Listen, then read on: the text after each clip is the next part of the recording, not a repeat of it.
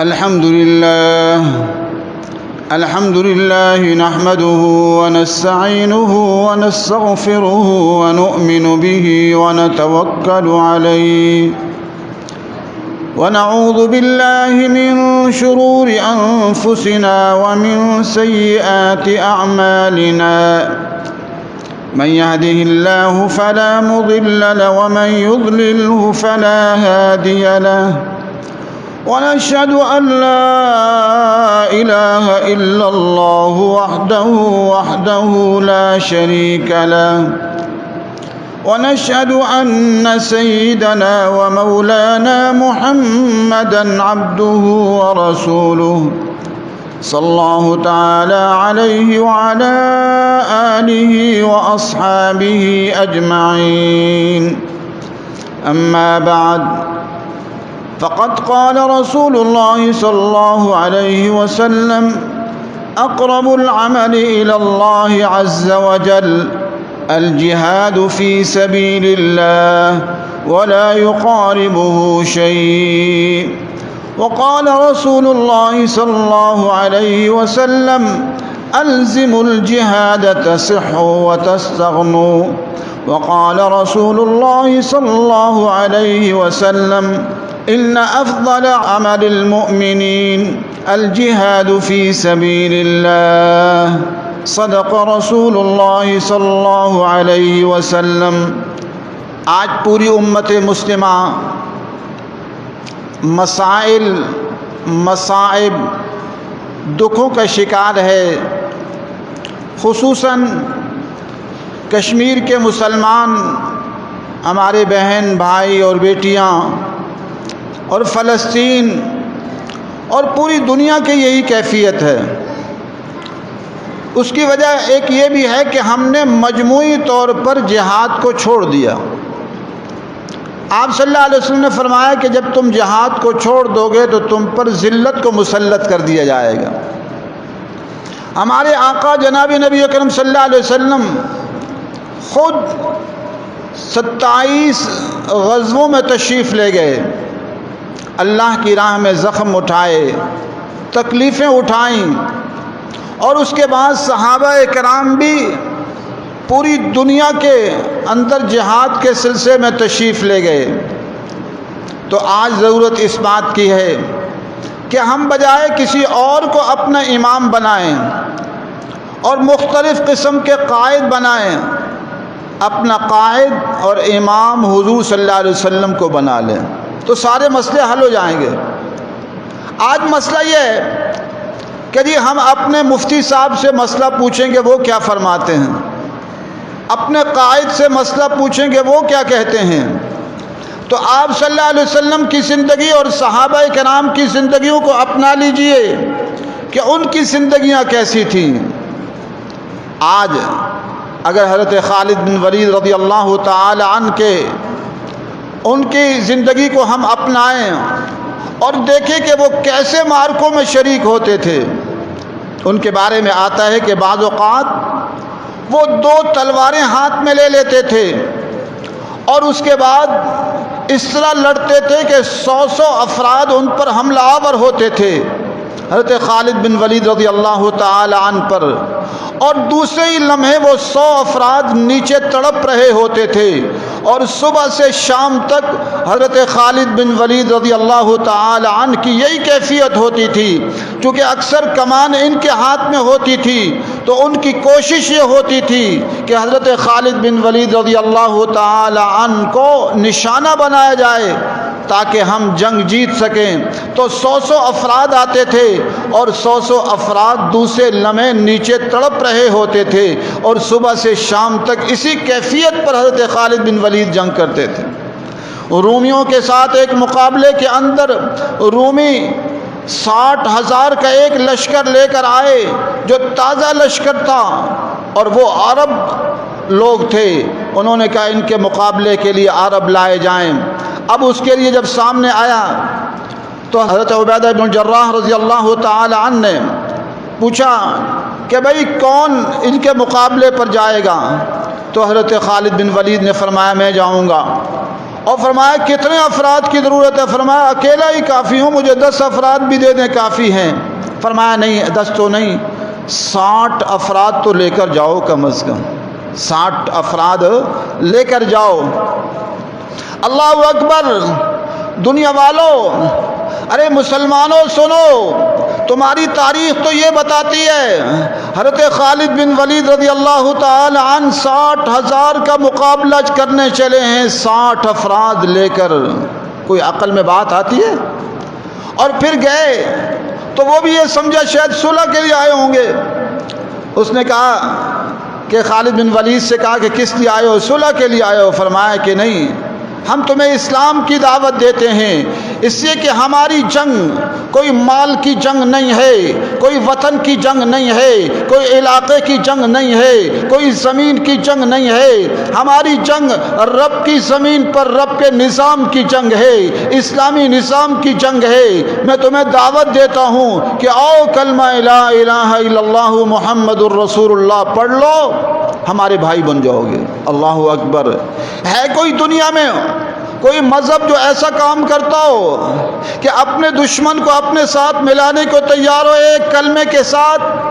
یہ مسلمان کی شان ہے کہ ایک کلمہ پڑھ لو دشمنی ختم، تمہارے علاقے تمہارے پاس، تمہاری زمینیں تمہارے پاس، تمہاری جائیدادیں تمہارے پاس، ایک کلمہ لا الہ الا اللہ محمد الرسول اللہ پڑھ لو، چاہے وہ ظاہراً ہی پڑھ لے، دل سے نہ بھی پڑھے، لیکن حکم اس پر لاگو ہو جائے گا اسلام کا، مسلمان کا۔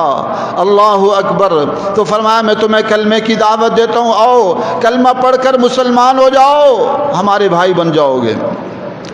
اور اگر یہ نہیں تو پھر تم ہماری تابع داری قبول کرو، ہمارے ماتحت بن کر رہو، جزیہ دو، پھر بھی تمہیں ہم آزادی دیں گے، تم یہاں پر اپنے جو ہے اعمال کر سکتے ہو، اپنی عبادتیں کر سکتے ہو، ہم تمہیں کچھ نہیں کہیں گے۔ اور اگر یہ نہیں ہے تو پھر جنگ کے لیے تیار ہو جاؤ۔ اس نے کہا، کمانڈر نے کہا کہ خالد اپنے اوپر رحم کھاؤ، میں حکم دوں گا اپنی فوج کو 60,000 کو چند لمحوں میں تمہارے 60 افراد کا خاتمہ کر دیں گے۔ فرمایا ہمارے اوپر رحم نہ کھاؤ، اپنے اوپر رحم کھاؤ۔ پھر جنگ شروع ہو جاتی ہے۔ الحمدللہ تاریخ میں نظارہ اس کا موجود ہے اور اس کی فتح بھی موجود ہے کہ شام کو الحمدللہ تھوڑے سے ساتھی شہید ہوتے ہیں، باقی 60 افراد جیت جاتے ہیں، 60,000 پسپا ہو جاتے ہیں۔ ارے میری ماؤں بہنوں بیٹیوں، تمہیں چاہیے کہ خولہ بنت ازور کی سنت زندہ کرنے والی بنو۔ کشمیر کی بیٹیوں، فلسطین کی بیٹیوں، تمہارے لیے شاید یہ حکمراں نہیں آئیں گے، یہ حکمراں امریکہ کی اجازت کے بغیر نہیں چلتے، تو میں کشمیر کی بیٹیوں سے کہوں گا، کشمیر کی بیٹیوں اور امت مسلمہ کی مظلوم بیٹیوں، تمہارے لیے سنت موجود ہے حضرت خولہ بنت ازور رضی اللہ تعالی عنہا کی۔ وہ تو ایک مجاہدہ تھی، جب ان کو ایک سفر میں پتہ چلا کہ مسلمان مغلوب ہو رہے ہیں تو اور ان کے بھائی کے قید کا پتہ چلا تو انہوں نے اسلحے سے لیس ہوئی اور اس کے بعد اپنے منہ کے اوپر کپڑا لپیٹا اور میدان میں آ کر کھڑی ہو گئیں۔ بڑے بڑے کمانڈر حیران تھے، صحابہ اکرام اور تابعین کی جماعتیں حیران تھی، یہ کون سا ایسا نوجوان آیا ہے کہ اس نے جنگ کا پانسا پلٹ کر رکھ دیا ہے، جو بھی اس کے مقابلے میں آتا ہے تھوڑی دیر میں نیچے تڑپ رہا ہوتا ہے۔ شام ہوئی تو کمانڈر نے بلایا، امیر نے بلا کر پوچھا کہ آپ کون ہیں، اپنا نام تو بتائیں۔ اس نے کہا کہ میں شرمندہ ہوں کہ آپ کی اجازت کے بغیر میں باہر آیا، میں ایک مرد نہیں، نوجوان نہیں ہوں بلکہ لڑکی ہوں۔ فرمایا کہ کون ہے؟ کہا خولہ بنت ازور۔ مجھے پتہ چلا تھا کہ میرے بھائی گرفتار ہو گئے ہیں اور مسلمان کمزور نظر آ رہے ہیں تو میں نکل آئی آپ کی اجازت کے بغیر۔ تو میں کشمیر کی بیٹیوں سے کہوں گا اور پوری امت مسلمہ کی مظلوم بیٹیوں سے کہوں گا، تمہارے سامنے خولہ بنت ازور کی سنت موجود ہے، اللہ کی راہوں میں ڈٹنے والے بن جاؤ۔ اگر تمہاری عزت پر کوئی ہاتھ ڈالنے کی کوشش کرے تو ڈٹ کر اس کا مقابلہ کرو۔ صحابیات تو وہ تھیں صحابیات تو وہ تھیں جو صحابہ کرام کے ساتھ جہاد کے سفروں پر نکلا کرتی تھی، ضرورت پڑتی تو جو جہاد کے میدانوں میں ڈٹ جایا کرتی تھی۔ ہم تو یہ تاریخ رکھتے ہیں۔ آج افسوس اور دکھ کا مقام یہ ہے کہ اہل دین کا ایک بڑا طبقہ جہاد کو چھوڑ چکا ہے۔ اسی وجہ سے ہم قسم قسم کے عذابوں میں آ رہے ہیں۔ کبھی سیلاب کا عذاب آ رہا ہے، تباہی مچا رہا ہے، کبھی زلزلے کے عذاب آ رہے ہیں، کبھی خاندانی لڑائیاں بڑھ چکی ہیں، خاندانوں میں قتل بڑھ چکے ہیں، کبھی پارٹی کی لڑائیاں ہیں، کبھی آپس کی لڑائیاں ہیں، اسی کہ ہم نے جہاد کا عظیم عمل چھوڑ دیا ہے، جہاد کا عظیم عمل چھوڑ دیا ہے۔ الا تنفروا يعذبكم عذابا الیما، اللہ تعالیٰ فرما رہے ہیں اگر تم میری راہوں میں نہیں نکلو گے تو میں تمہیں عذاب دوں گا۔ اللہ اکبر، کیوں ڈرتے ہو؟ اگر باطل والے زیادہ بھی ہوں تو ڈرو نہیں۔ ہم جہاد کرتے ہیں اللہ تبارک و تعالیٰ کی مدد سے کرتے ہیں۔ غزوہ بدر میں بھی تو ہم بہت تھوڑے تھے اور چند تلواریں ساتھ تھیں، اور غزوہ احد میں بھی تو ہم تھوڑے تھے، کفار کی تعداد زیادہ تھی، مسلمانوں کی تعداد 700 کے قریب، 300 منافق چلے گئے تھے، 1000 نکلے تھے، اور ادھر 3000 کا لشکر تھا۔ اور غزوہ خندق میں بھی مسلمانوں کی تعداد تو تھوڑی تھی، تو ہمیشہ سے مسلمانوں کی تعداد تھوڑی رہی ہے، لیکن الحمدللہ الحمدللہ اللہ تبارک و تعالیٰ کے فضل و کرم سے اللہ کی مدد آئی ہے۔ اگر آپ یہ کہیں گے وہ تو پرانی تاریخیں ہیں، تو قریب کی تاریخ بھی اٹھا کر دیکھ لیجئے۔ افغانستان کی سرزمین پر، افغانستان کی سرزمین پر جو جہاد ہوا، سوویت یونین کتنی بڑی بلا تھا، دنیا کے ایک بڑے رقبے پر اس کی حکومت تھی، اور بڑے لاؤ لشکر کے ساتھ آیا تھا۔ ایک تھوڑی سی مجاہدین کی جماعت کھڑی ہوئی، اللہ تبارک و تعالی نے ان کی قربانی کی برکت سے اس کو قصہ پارینہ بنا دیا، اس کو شکست فاش عطا کر دی۔ پھر امریکہ جو سپر طاقت کے نعرے لگاتا تھا کہ میں سپر طاقت ہوں، بڑے لاؤ لشکر کے ساتھ آیا تھا، اور پوری دنیا نے اس کا ساتھ دینے کا وعدہ کیا تھا۔ یہاں تک کہ افسوس اور دکھ سے کہنا پڑتا ہے کہ پاکستان نے اپنے بہت سارے ہوائی اڈے تک فراہم کیے، اور اس کو سمندروں کے ذریعے اور پھر یہاں پاکستان کے ذریعے سے راستہ فراہم کیا کہ اس کو اسلحہ پہنچایا جائے۔ ہر قسم کا تعاون جنرل پرویز مشرف نے اور اس کے ساتھیوں نے کیا، اور پھر آج تک جاری اور ساری ہے۔ لیکن اللہ تبارک و تعالی نے منظر دکھایا، سبحان اللہ، وہ مجاہدین جن کے ساتھ کوئی تعاون کرنے کو کوئی دنیا کا ملک تیار نہیں تھا، کوئی ملک تیار نہیں تھا۔ اللہ تعالیٰ کے بھروسے پر وہ مجاہدین کھڑے ہوئے جن کے لیے کوئی زمین کوئی نہیں تھی، کوئی علاقہ نہیں تھا، کوئی جگہ نہیں تھی، کوئی زمین کا ٹکڑا نہیں تھا۔ اللہ اکبر، اللہ تبارک و تعالی نے اپنی شان دکھائی، اپنی عظمت دکھائی کہ الحمدللہ وہ مجاہدین کامیاب ہوئے، اور آج پوری دنیا کے اندر جو ہے وہ جاتے ہیں تو ان کا بڑا استقبال ہوتا ہے۔ تو میں اپنی بیٹیوں سے بھی کہوں گا اور اپنے بیٹوں سے کہوں گا پوری دنیا کے اندر کہ ہم لوگ اپنے حکمرانوں پر بھروسہ نہ کریں۔ ان کی ڈوریاں باہر سے ہلتی ہیں، ان کی ڈوریاں اپنوں پر چڑھائی کے لیے بڑی تیز ہیں، اپنوں پر چڑھائی فوراً کر دیتے ہیں، لیکن دشمنوں کے خلاف انہیں نہیں اٹھتے، دشمنوں کے خلاف نہیں اٹھتے۔ اس لیے ان پر بھروسہ نہ کریں۔ آج امت مسلمہ کو چاہے اس کے مرد ہوں یا عورتیں ہوں، اللہ کے دین کے لیے کھڑا ہونا پڑے گا، کیونکہ اب آخری وقت آ چکا ہے، آخری مار کے آ رہے ہیں۔ ہر کچے اور پکے گھر سے اسلامی نظام کی آواز آئے۔ ہندوستان کے مسلمان تو مسلمان، ہندوستان کے خود ہندو، وہ بھی ہندوستان کے طاغوتی نظام سے تنگ آ چکے ہیں، وہ اس طاغوتی نظام سے تنگ آ چکے ہیں۔ ہندوستان کے غریب تر ہو چکا ہے، اور ہندوستان، پاکستان، بنگلہ دیش جہاں برطانوی نظام ہے، وہاں سب جگہ امیر امیر تر ہے، غریب غریب تر ہے۔ عدالتوں میں انصاف نہیں مل رہا، عدالتوں میں غریب جا نہیں سکتا۔ عدالتوں میں جب کیس لڑا جاتا ہے تو وہاں جو امیر ہوتا ہے، جو مجرم ہوتا ہے، جو ظالم ہوتا ہے، جس کے پاس بے حساب پیسہ ہوتا ہے، وہ کیا کرتا ہے؟ وہ بڑے بڑے وکیل کر لیتا ہے، جرم کر کے بھی بڑے بڑے وکیل کرتا ہے، 10 کروڑ والے، اور پھر چھوٹ کر باہر آ جاتا ہے۔ اسی آج ہندوستان کے اندر بھی ایک طاغوتی نظام ہے، اور امیر امیر تر ہے اور غریب غریب تر ہے، اور وہی پاکستان میں بھی ہے، طاغوتی نظام ہے، وہی بنگلہ دیش کے اندر بھی ہے، وہی سعودی عرب اور مصر اور جزائر اور دبئی اور قطر اور دوحہ اور پوری دنیا کے اندر ہے۔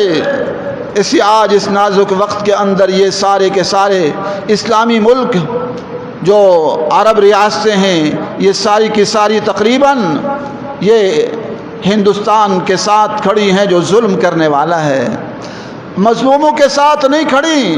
لیکن ہمیں کسی سے ڈرنا نہیں چاہیے، خصوصاً ہماری جو بہنیں بیٹیاں ہیں ان کو جہاد کی تیاری رکھنی چاہیے۔ خدا نخواستہ ان کی عزت پر کوئی حملہ آور ہوتا ہے تو ڈٹ کر اس کا مقابلہ کریں اور اس کو جواب دیں، کسی اور پر بھروسہ نہ کریں، اللہ تبارک و تعالیٰ پر بھروسہ کریں۔ حضرت خولہ بنت ازور رضی اللہ تعالی عنہا کی سنت زندہ کرنے والی بن جائیں۔ اگر وہ مردوں سے شانہ بشانہ ڈٹ کر لڑائی کرتی ہیں صبح سے شام تک، تو آپ کو کیا ہوا کہ آپ ہمت ہاریں؟ ہمت نہ ہاریں، اللہ ہمارے ساتھ ہے، لا تحزن ان اللہ معنا، کہ مت گھبرائیے، اللہ ہمارے ساتھ ہے۔ ہم نے مرنا تو ہے ہی، موت تو آنی ہے۔ ارے موت تو ایسے بھی آ رہی ہے، ابھی سیلاب آیا پاکستان میں، 150 افراد چلے گئے، اور چھوٹا سا حادثہ ہوتا ہے بہت سارے افراد جو ہے فوت ہو جاتے ہیں۔ زلزلہ آیا تھا، ہزاروں چلے گئے تھے۔ موت تو آنی ہے، موت سے کوئی مفر نہیں ہے، لیکن شہادت کی موت وہ عظیم موت ہے۔ میری بیٹیوں، ماؤں بہنوں بیٹیوں اور میرے عزیز نوجوانوں، سنو، شہادت وہ موت ہے۔ ابھی میں نے حدیث بھی پڑھی جس میں آپ نے فرمایا کہ اللہ تبارک و تعالیٰ کے نزدیک سب سے بہترین عمل جہاد فی سبیل اللہ، اور اس کے مقابلے میں کوئی چیز نہیں ہے۔ سب سے عظیم کام جہاد فی سبیل اللہ ہے۔ اللہ اکبر۔ اللہ تبارک و تعالیٰ نے قرآن میں ان گھوڑوں کی قسم کھائی ہیں جو اللہ کے راستے میں جہاد کرنے کے لیے نکلتے، اور حضور صلی اللہ علیہ وسلم نے ایک تمنا کا اظہار کیا، عجیب و غریب تمنا ہے، سبحان اللہ۔ تمنا کیا ہے؟ آرزو کیا ہے؟ ہماری تمنائیں اور آرزویں بھی غور کریں۔ دولت مل جائے، پیسہ مل جائے، گاڑیاں مل جائیں، بینک بیلنس مل جائے، کتنی زندگی ہے؟ یہ 60-70 سال کی زندگی، اس میں بھی ایک حصہ بچپن کا نکال لو، پڑھائی کا، پھر اس کے بعد باقی زندگی کے 3 حصے کر لو، 1/3 حصہ سونے کا، 1/3 حصہ کام کاج کا، 1/3 حصہ بچتا ہے، وہ بہت نکالو تو 10 سال ہی شاید بچیں گے۔ تو 10 سال کے اندر بھی جو گھر کی زندگی ہے، 5 سال پریشانیوں کے، دکھوں تکلیفوں کے نکال لو، تو زندگی کی خواہشوں لذتوں کے 5 سال ہی بنتے ہیں، یہ بہت تو 10 سال۔ ارے 10 سال کی زندگی کو ترجیح دیتے ہو 10 بلین کھرب سال سے بھی زائد کی جنت کی زندگی پر۔ یہاں کی زندگی کچھ بھی نہیں ہے۔ ہمارے آقا جناب نبی اکرم صلی اللہ علیہ وسلم نے اس لیے زندگی بھر تکلیفیں کاٹیں، آپ نے پیٹ پر پتھر باندھے۔ اگر یہ دنیا کوئی اچھی چیز ہوتی تو اللہ تبارک و تعالی محمد عربی صلی اللہ علیہ وسلم کی عظیم ہستی کے پیٹ پر پتھر نہ بندھواتے۔ آپ نے زندگی بھر پیٹ پر پتھر باندھے۔ آپ جہاد کے میدانوں میں نکلے تو آپ جہاد کے میدانوں میں بھی پیٹ پر پتھر بندھے ہوئے تھے۔ اللہ اکبر۔ اس لیے دنیا کی کوئی حیثیت نہیں۔ اور آپ نے ایک تمنا کی، لَوَدِدْتُ أَنْ أُقْتَلَ فِي سَبِيلِ اللَّهِ ثُمَّ أُحْيَا ثُمَّ أُقْتَلْ ثُمَّ أُحْيَا ثُمَّ أُقْتَلْ۔ سنو، جہاد کے اللہ کے راستے میں شہید ہونا کتنا عظیم ہے۔ آپ صلی اللہ علیہ وسلم نے فرمایا میرا دل چاہتا ہے، آرزو ہے، تمنا ہے کہ میں اللہ کے راستے میں شہید کیا جاؤں، پھر زندگی ملے پھر شہید کیا جاؤں، پھر زندگی ملے پھر شہید کیا جاؤں۔ ارے سنو سنو میری ماؤں، بہنوں، بیٹیوں اور نوجوانوں، آخر کوئی ہے نا مقام اور مرتبہ شہادت میں کہ محمد عربی صلی اللہ علیہ وسلم تمنا کر رہے ہیں کہ اللہ کے راستے میں لوددت ان اقتل فی سبیل اللہ کے راستے میں۔ ایک شہادت وہ ہوتی ہے جو گھر کی شہادت ہے، جو گھر میں بیٹھے ویسے شہادت آ گئی۔ ایک ہے اللہ کے راستے میں کلمہ حق کہتے ہوئے جہاد کے راستے میں، جہاد کے سفر میں، اس کی اور ہی شان ہے، اللہ کے راستے میں قتل کیا جاؤں اور پھر زندگی ملے پھر قتل کیے جاؤں، پھر زندگی ملے پھر قتل کیے جاؤں۔ آخر کوئی ہے نا شان اس شہادت کے اندر جو اللہ کے راستے کے اندر ہے کہ محمد عربی صلی اللہ علیہ وسلم جن کے ہاں عظمتوں، رفتوں، بلندیوں کی کوئی انتہا نہیں ہے، ہم سب مل کر ان کے پاؤں کی خاک بھی نہیں ہیں، وہ تمنا آرزو کر رہے ہیں کہ اللہ کے راستے میں کیا ملے؟ شہادت ملے۔ آج کتنے لوگ ہیں جو دل سے تمنا کرتے ہیں شہادت کی اور شہادت کا رستہ اختیار کیے ہوئے ہیں، حق و صداقت کی آواز بلند کر رہے ہیں، جہاد کے رستے کی آواز بلند کر رہے ہیں، اسلامی نظام کے نفاذ کی آواز بلند کر رہے ہیں۔ آج ہمارے ملک کے اندر 70 سال سے طاغوتی نظام ہے، شراب عام ہے، جوا عام ہے، سود عام ہے، منشیات عام ہے، بے حیائی عام ہے، گانے عام ہیں، باجے عام ہیں، کوئی جا کر روکتا ہے؟ قانون شکن ہے، آپ دہشت گرد ہیں۔ ارے تم نے قانون ہی طاغوتی بنایا، قانون طاغوتی ہے، انگریز کا ہے، اب اس قانون کو کوئی جا کر جو ہے توڑنے کی کوشش کرتا ہے جو کہ توڑنا شرعی حکم ہے، تم کہتے ہو تم دہشت گرد بن گئے۔ شراب کے اڈے ہوں، ان شراب کے اڈوں کو کوئی ختم کرتا ہے تو یہ شریعت کا حکم ہے، تم کہتے ہو تم قانون شکن دہشت گرد بن گئے ہو۔ ایک جگہ بدکاری کے اڈے ہیں، شریعت کا حکم ہے من رأى منکم منکرا فلیغیرہ بیدی، جو منکر کو دیکھو تو اسے ختم کرے، جو یہاں منکر کو ختم کرے اس طاغوتی نظام میں تو وہ دہشت گرد بن جاتا ہے۔ قانون شکنی کی ہے جی، تم جتنی قانون شکنی کرو تم سے کوئی پوچھنے والا نہیں ہے، اللہ پوچھے گا انشاءاللہ۔ جو عقوبت خانوں کے اندر مجاہدین کو تم نے مارا ہے، اب وقت آ رہا ہے انشاءاللہ، اللہ حالات ایسے بنے گا کہ پھر تم سے پوچھ گچھ ہوگی۔ اللہ تبارک و تعالی ان کی آہیں رنگ لا رہی ہیں۔ آج پوری قوم کے سامنے تم لوگ خاموش ہو تو یہ خاموشی تمہاری عزت کو جو ہے گھٹاتی جا رہی ہے، اس لیے وقت آ رہا ہے کہ اب سوچو، اب تو کم از کم وہ مجاہدین جو تمہارے انڈر ہیں، عقوبت خانوں میں ہیں، مولانا عالم طارق صاحب اور مولانا عبد القیوم صاحب اور مولانا سعید صاحب اور بہت سارے علماء کرام کی ایک بڑی تعداد، ان کے بارے میں سوچو، ان کو رہا کرو، نہیں تو اللہ کے ہاں پکڑ ہوگی۔ ان کو مارنا، اس سے گم کرنا کون سے قانون ہے، کس قانون کے تحت اس کی اجازت ہے؟ وانا وزیرستان کے اندر ہزاروں مسجدیں کس قانون کے تحت شہید کی گئیں؟ کون سا قانون ہے؟ ہزاروں گھر گرائے گئے، کس قانون کے تحت گرائے گئے؟ لال مسجد کا جامع حفصہ شہید کیا گیا، وہ کس قانون کے تحت کیا گیا؟ اور آج تک سپریم کورٹ کا فیصلہ موجود ہے، اس کو تعمیر کر کے دو، نہ تو تعمیر کر کے دیتے ہو نہ ہمیں تعمیر کرنے دیتے ہو۔ اب وقت آ رہا ہے انشاءاللہ، اللہ تم سے پوچھے گا۔ ہم کشمیر کی بیٹیوں سے معذرت خواہ بھی ہیں، ہمارا اللہ کی قسم مسجد میں بیٹھا ہوں، دل چاہتا ہے کہ وہاں ہم پہنچ جائیں، لیکن ہمارے راستے میں ہزاروں رکاوٹیں کھڑی کر دی گئی ہیں۔ ہمیں تو یہاں لال مسجد جو 2 کلومیٹر کے فاصلے پر ہے وہاں جانے کی اجازت نہیں ہے، تو کشمیر کیسے پہنچیں گے؟ تو اس لیے انشاءاللہ وقت آ رہا ہے کہ حالات بدلیں گے، پہنچیں گے۔ ہمارا یہی مقبوضہ کشمیر بنایا ہوا ہے ہمارے لیے، لیکن الحمدللہ ہم حضور صلی اللہ علیہ وسلم اور صحابہ کرام کے ماننے والے ہیں، ہم شیعوں کی طرح سینہ کوبی کرنے والے نہیں ہیں، ان کا تو سینہ کوبی ختم ہی نہیں ہو رہی شیعوں کی۔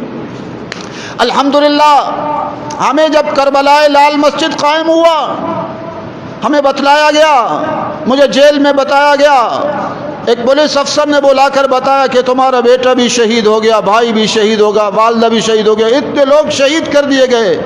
تو میں نے کہا الحمدللہ اللہ کی راہوں میں یہ قبول ہو گئے۔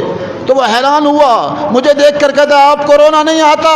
میں نے کہا رونا الحمدللہ اس سے نہیں آ رہا کہ یہ سب اللہ کی راہ میں قبول ہوئے ہیں، شاید ویسے رونا آ ہی جاتا اللہ کی راہ میں۔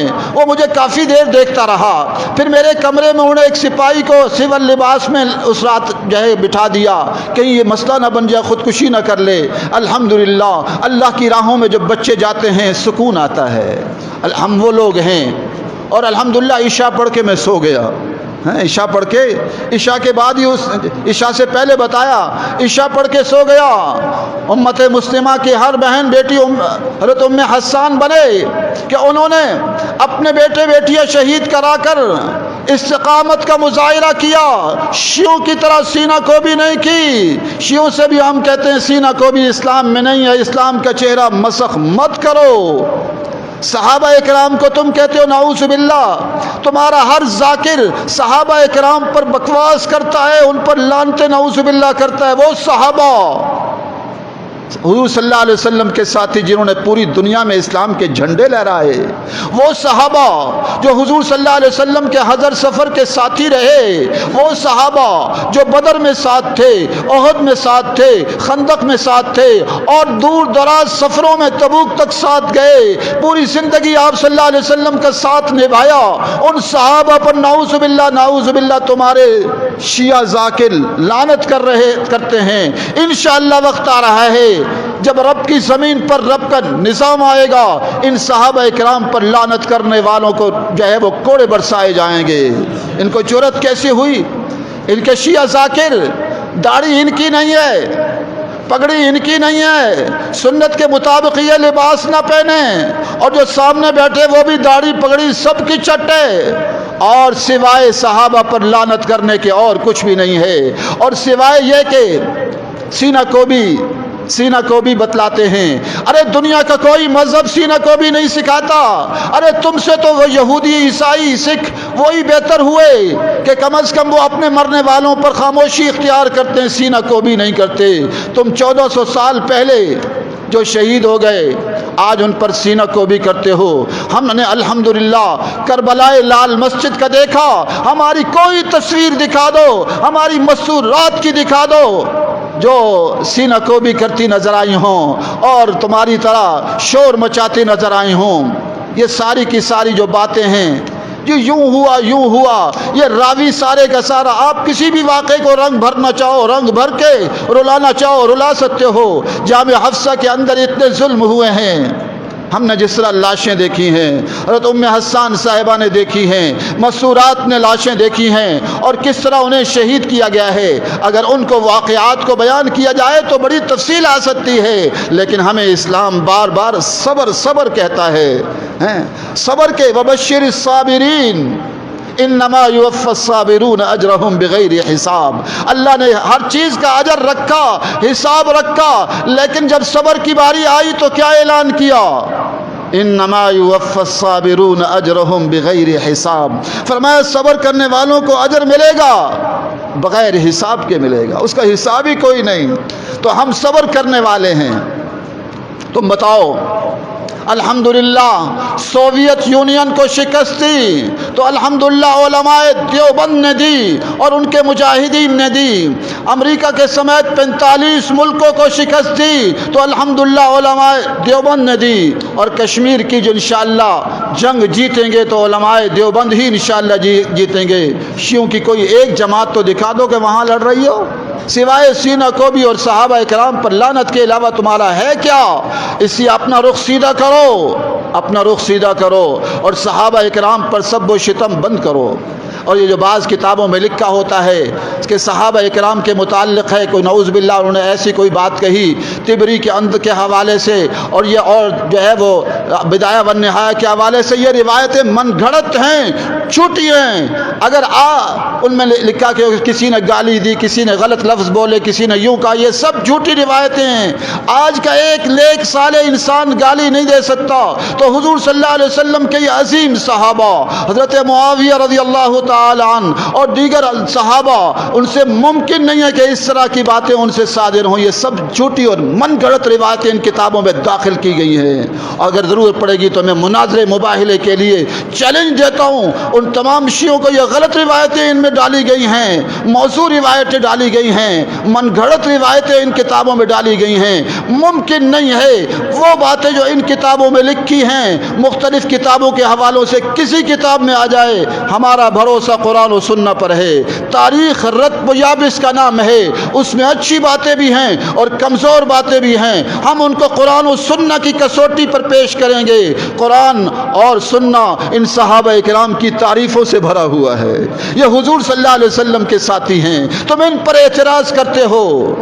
اگر کوئی مسلم لیگ کے ساتھیوں پر اعتراض کرے تو نواز شریف پر اعتراض جائے گا، اور اگر پیپل پارٹی کے لوگوں پر اعتراض کرتا ہے تو زرداری اور بلاول پر اعتراض جائے گا، اور اگر کوئی محمد عربی صلی اللہ علیہ وسلم کے ساتھیوں پر اعتراض کرتا ہے تو محمد عربی پر اعتراض کرتا ہے، کیونکہ وہ ان کے تربیت یافتہ ہیں۔